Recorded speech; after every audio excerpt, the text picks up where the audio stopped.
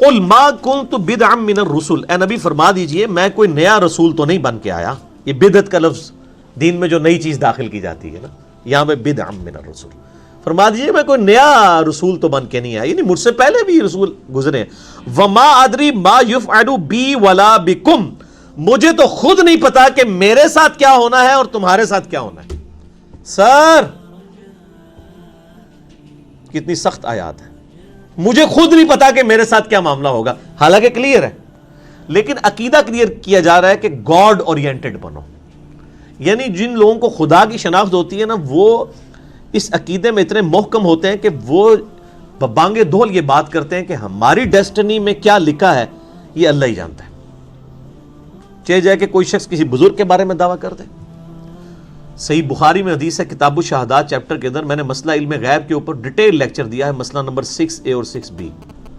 اس میں ام الاعلیٰ کہتی ہیں کہ عثمان بن مظعون، یہ صحیح بخاری میں رضی اللہ تعالیٰ عنہ، بوڑھے صحابی تھے، کہتی ہیں میں نے وفات کے قریب ان کی خدمت کی، وہ فوت ہو گئے.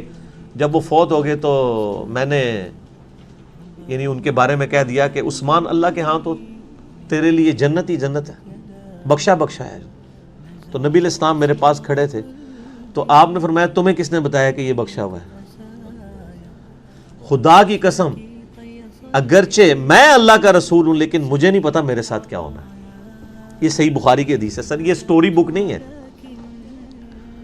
اور آپ کے یعنی سب کانٹیننٹ میں لوگ یہاں بیٹھ کے بابوں کے بارے میں کلیم کر رہے ہوتے ہیں کہ جی وہ کسی کو جنت یا دوزخ بانٹ رہے ہوتے ہیں.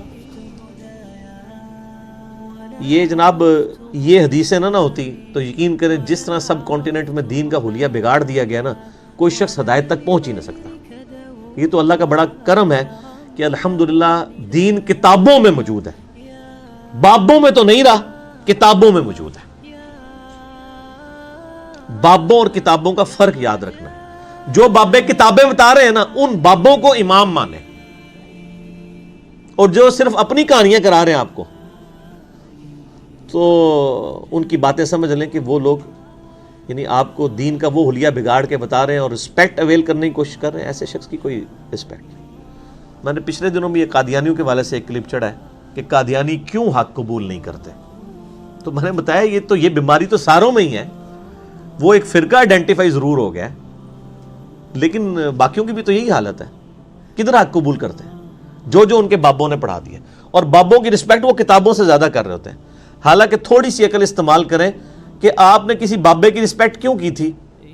کتابوں کی وجہ سے کہ اللہ تعالیٰ کے جو نیک بندے ہیں وہ اللہ کے مقبول بارگاہ ہیں.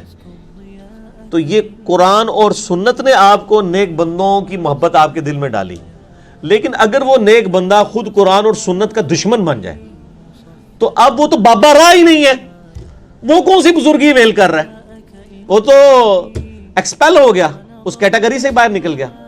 تو یہ لوگ یہی بتا رہے ہوتے ہیں. ہم لوگوں کو بتاتے ہیں قرآن میں لکھا ہے ایاک نعبد و ایاک نستعین. وہ کہتے ہیں ٹھیک ہے لکھا ہوگا، لیکن پھر یہ کیوں کہا جاتا ہے سن فریاد پیرا دیا پیرا میری فریاد سنی کن تھر کے ہوں. یہ قرآن کے مقابلے پہ یہ شعر آ رہے ہوتے ہیں. تو یہ تو جس نے شعر کہا یا جس نے چھاپا وہ تو اللہ کو دے گا خود جواب. ہم تو صرف اس بات کے پابند ہیں جو کتاب ہم تک پہنچی ہے. نبی علیہ السلام بھی خود اس کے پابند تھے. وَأُوحِيَ إِلَيَّ هَذَا الْقُرْآنُ لِأُنذِرَكُمْ بِهِ وَمَنْ بَلَغَ. اے نبی علیہ السلام فرما دو قرآن اس لیے وہی ہوا ہے میری طرف کہ اس کے ذریعے میں تمہیں بھی ڈر سناؤں جس تک بھی یہ کتاب پہنچ جائے. ہم قیامت والے دن کوئی لیم ایکسکیوز اللہ کے سامنے پیش نہیں کر سکتے کہ یا اللہ قرآن میں تو میں نے پڑھ لیا تھا ایاک نعبد و ایاک نستعین، لیکن بابے کہتے تھے اس کا مطلب یا علی مدد یا شیخ عبد القادر جیلانی مدد ہے، اس لیے میں کہتا رہا ہوں. تو یہ ایکسکیوز ہو جائے گا. اللہ تعالیٰ کیا کہے گا؟ تو بابوں کا پابند تھا یا میری کتاب کا پابند تھا؟ ظاہر ہے کتاب کا پابند بنایا اس نے، نبیوں کو کتابوں کے ساتھ بھیجا ہے. قُلْ اهْبِطُوا مِنْهَا جَمِيعًا فَإِمَّا يَأْتِكُم مِّنِّي هُدًى فَإِمَّا يَأْتِيَنَّكُم مِّنِّي هُدًى فَمَن تَبِعَ هُدَايَ فَلَا خَوْفٌ عَلَيْهِمْ وَلَا هُمْ يَحْزَنُونَ. اتر جاؤ اے آدم اور اس کی اولاد زمین پر. اب جب کبھی ہدایت کی کوئی کتاب میری طرف سے تمہارے پاس آئے گی تو جو اس کی پیروی کرے گا وہی کامیاب ہوگا، اور جو لوگ اس کا انکار کریں گے وہی لوگ ناکام ہوں گے، اہل جہنم میں سے ہوں گے. تو ہم کتابوں کے پابند ہیں، بابوں کے نہیں. اچھا بعض لوگوں کے دل میں یہ بھی وسوسہ آتا ہے کہ ہمیشہ یہ ٹاپک کیوں ایڈریس ہوتا ہے؟ اس لیے کہ قرآن میں ہر صفحے پہ یہ ٹاپک ایڈریس ہوا ہے، ہم کیا کریں؟ یعنی قرآن کا پورا تانا بانا اس کے گرد ہے کہ بابیں نہیں کتابیں، تو ساری یہ تو روزانہ ڈسکس ہوگا۔ میں آپ کو بتاؤں یہ اتنا خطرناک فتنہ ہے بابوں کا کہ پیغمبر دنیا میں موجود ہونا تو بابے جو ہے نا کتابیں نہیں سمجھ آنے دیتے۔ علماء یہود کون تھے؟ بابے تھے نا یہودیوں کے۔ 10 یہودی بھی نہیں تھے جو ایمان لے کر آئے ہوں نبی علیہ السلام کی زندگی میں۔ اس کتاب کو دنیاوی طور پہ ان بابوں نے فیل کر دیا، پیغمبر کو بھی کتاب کو بھی دنیاوی طور پہ۔ یعنی دنیا میں تو کوانٹٹی کو کوالٹی سمجھا جاتا ہے نا، یعنی اتھینٹسٹی۔ اللہ کے نزدیک تو ایک ابراہیم بھی پوری امت ہے، لیکن یہ بھی اب ناانصافی ہے کہ انسان یہ کہنا شروع کر دے کہ نہیں دنیا میں کوانٹٹی کوئی اتھارٹی نہیں، دنیا میں سر کوانٹٹی دیکھی جاتی ہے۔ دنیا میں تو لوگ کہتے ہیں کہ کس کے ساتھ لوگ کتنے لگے ہیں، یہ اس کی سچائی کی دلیل ہے، لوگ یہی سمجھتے ہیں۔ تو سر دنیاوی طور پہ کوانٹیٹیو انالیسز میں تو پیغمبروں کو بابوں نے فیل کر دیا، پیغمبروں کو بھی کتابوں کو بھی۔ حضرت نوح علیہ السلام نے کتنے سال محنت کی ہے؟ 950 سال، 80 سے کم بندے مسلمان ہوئے ہیں، بابوں نے نہیں ہونے دیے سر۔ تو یہ بابوں کا فتنہ اتنا بڑا ہے کہ نہ کتابیں کامیاب ہوتی ہیں اور نہ پیغمبر کامیاب ہوتے ہیں۔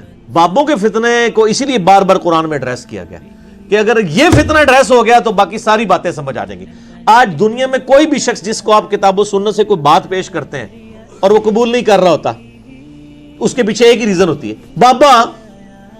یعنی آپ کسی کو کہتے ہیں کہ نماز کا طریقہ بخاری مسلم میں لکھا ہے، رکوع میں جاتے ہوئے رکوع سے اٹھتے ہوئے رفع الیدین کرنا ہے، تو اس کے جواب میں کبھی کوئی نہیں کہتا نہیں جی بخاری شریف میں تو لکھا ہے کہ نہیں کرنا، یہ تو کہتے نہیں ہے۔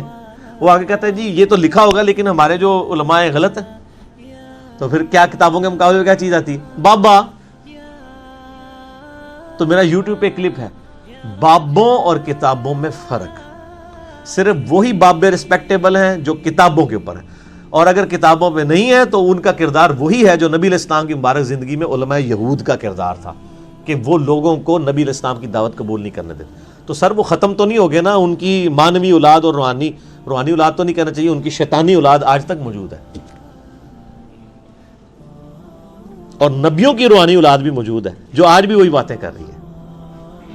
یعنی ہم یہ جو اس پلیٹ فارم سے دعوت حق بلند کر رہے ہیں یہ نبیوں کی روحانی اولاد والا کام ہے۔ جو صحیح نبیوں کے پیٹرن پہ ہیں وہ نبیوں کی اولاد ہے، روحانی اولاد ہے۔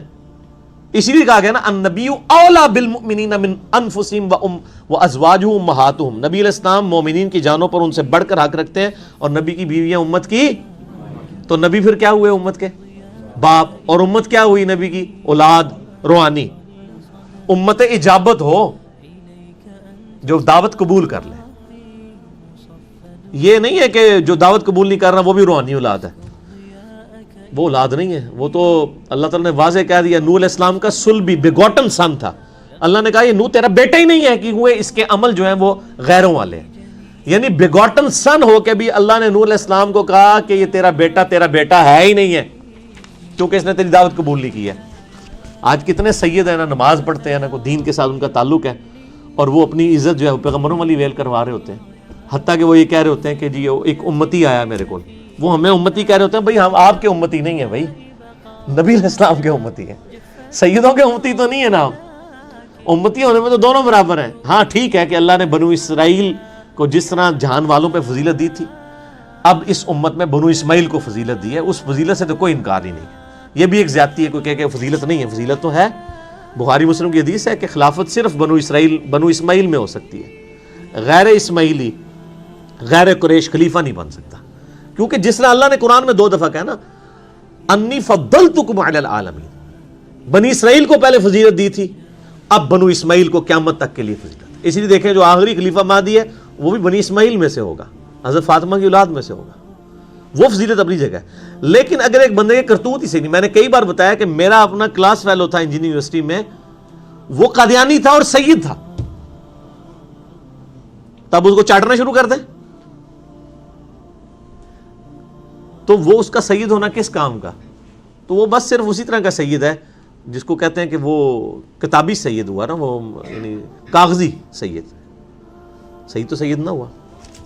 یہاں تو نوح علیہ السلام کے اپنے بیٹے کو اللہ تعالیٰ فرما رہا ہے کہ یہ بھی اس کے اعمال ہی دوسرے ہیں، تو یہ تو تیرا بیٹا ہی نہیں رہا، بیٹا ہو کے بھی بیٹا نہیں رہا۔ ان اتبع الا ما یوحى الی، اے نبی علیہ السلام فرما دیجئے میں تو خود پابند ہوں، میں تو پیروی کرتا ہوں اس وحی کی جو میری طرف ہوتی ہے، وما انا الا نذیر مبین، اور میں تو نہیں مگر صرف ڈر سنانے والا۔ میں نے گھول کے حق تمہیں نہیں بتانا، میں صرف ڈر سنانے آیا ہوں، بات ماننی ہے مانو، نہیں ماننی نہ مانو، جانے دوزخ میں جاؤ۔ سورہ بقرہ میں آیا نبی ہم آپ سے نہیں پوچھیں گے کہ لوگ دوزخ میں کیوں چلے گئے، آپ کو پیغمبر بنا کے بھیجا تھا، نہیں پوچھیں گے، آپ کا کام صرف بات پہنچانا ہے۔ تو سر اگر نبی کا کام صرف بات پہنچانا ہے نا، تو ہمارا کام بھی صرف پہنچانا ہی ہے۔ یہاں لوگ یہ کہتے ہیں کہ میں نے پہنچا دیا، اب زبردستی اس کو میں یہ کام شروع بھی کروا دوں، یہ تو نبی کا کام نہیں ہے کہ وہ گھول کے حق کسی کو پلا دے۔ انک لا تہدی من احببت ولکن اللہ یہدی من یشاء، سورہ قصص آیت نمبر 56۔ اے نبی جس سے تم محبت کرتے ہو تم اسے ایمان نہیں دے سکتے، اللہ تعالی جسے چاہتا ہے اسے ہدایت دیتا ہے، اور وہ بہتر جانتا ہے کہ اس نے کسے ہدایت دینی ہے۔ قل ارأیتم ان کان من عند اللہ، اے نبی علیہ السلام ان سے فرمائیے کہ ایک لمحے کے لیے غور کرو کہ اگر یہ قرآن اللہ کی طرف سے مجھ پہ نازل ہوا ہے، ابھی تو تم یہ کہتے ہو میں نے یہ جھوٹی کتاب گھڑی ہے، لیکن ذرا سوچو کہ اگر یہ واقعی اللہ کی کتاب ہے، وَكَفَرْتُمْ بِهِ، اور تم اس کا کفر کر رہے ہو، وَشَهِدَ شَاهِدٌ مِّن بَنِي إِسْرَائِيلَ عَلَى مِثْلِ، جبکہ بنی اسرائیل میں سے ایک گواہ نے گواہی بھی دے دی ہے کہ یہ وہی پیغمبر ہیں جن کا ذکر اولڈ ٹیسٹمنٹ کے اندر موجود ہے، اور یہ گواہی دینے والے کون تھے؟ سیدنا عبداللہ ابن سلام رضی اللہ تعالیٰ عنہ علیہ السلام۔ صحیح بخاری میں آتا ہے کہ وہ یہودی عالم تھے اور انہوں نے گواہی دی کہ ہماری کتابوں میں جس پیغمبر آخر الزمان کا ذکر ہے وہ یہی ہیں، علی مثلہ، اس کی مثل، فآمنا، اور وہ ایمان بھی لے آئے ہیں، واستکبرتم، اور تم اب بھی تکبر کر رہے ہو، ان اللہ لا یہدی القوم الظالمین، بے شک اللہ تعالیٰ ہدایت نہیں دیتا ظالموں کو، یعنی جو ظلم کے اوپر تلے میں ان کو ہدایت نہیں ملنی، ہدایت اسی کو ملنی ہے جو ہدایت کا طلبگار ہوگا۔ وقال الذین کفروا للذین آمنوا، اور جو کفر اختیار کرنے والے لوگ ہیں، انکار کرنے والے، وہ کہتے ہیں اہل ایمان سے، لو کان خیرا ما سبقونا الیہ، اگر اسلام میں کوئی بہتری ہوتی تو تم ہم سے پہلے اسلام نہ لے کے آتے، ہم پہلے ہی کیوں نہ بات قبول کر لیتے۔ آج بھی یہ ہوتا ہے، آپ سچائی کی بات کریں، وہ کہتے ہیں جی اگر یہ واقعی بخاری مسلم میں یہ باتیں لکھی ہوئی ہیں تو ہمارے علماء نے کیوں نہیں پہلے مان لی، وہ مان لیتے، اس کا مطلب ہے گل کوئی اور ہے۔ سر گل کوئی اور نہیں ہے، تھوڑا مسئلہ وچ کوئی اور ہے۔ اچھا وہ اکثر لوگ پوچھ رہے ہوتے ہیں وہ جناب اتنے بڑے بڑے علماء ہیں، ان کو بات کیوں نہیں سمجھ آتی ہے؟ آخر وہ بیوقوف ہیں، پاگل ہیں، اور وہ یہ آرگومنٹ دے رہے ہوتے ہیں کہ اگر ان کو یہ بات نہیں سمجھ آئی اس کا مطلب ہے بات وہی ہے جو ان کو سمجھ آئی ہوئی ہے۔ تو اس کا بڑا اچھا ٹوٹکا ہے، اگر یہ کوئی بات بریلوی کر رہا ہو نا کہ جی ہمارے جو بڑے بزرگ ہیں دیکھیں ان کو بات زیادہ سمجھ آئی کہ آپ کو، تو ان کو کہ یہ جو دیوبندیوں کے بڑے بڑے علماء ہیں ان کو، وہ کہیں گے یہ تو جاہل ہیں۔ دیوبندیوں سے پوچھیں گے بریلویوں کے علماء جاہل ہیں، تو ان کو کہ آپ کے علماء کا تو لیول یہ ہے کہ ایک جاہل آدمی بھی دوسرے مکتبہ فکر کے عالم کو جاہل کہہ دیتا ہے، اپنے کو نہیں کہتا۔ اس کا مطلب ہے کہ اس کے علمی لیول یہی ہے کہ اس کو یہی پڑھایا گیا دوسرے کو جاہل کہنا ہے۔ تو سر وہ جو دوسرا آپ کے کو جاہل کہہ رہا ہے وہ بھی پھر ٹھیک ہی کہہ رہا ہے، دوئے سے ہی کہہ رہے ہو، دوئے دے علماء جاہل نے، اصل بات وہ ہے جو کتابوں میں لکھی ہے، بابوں میں نہیں۔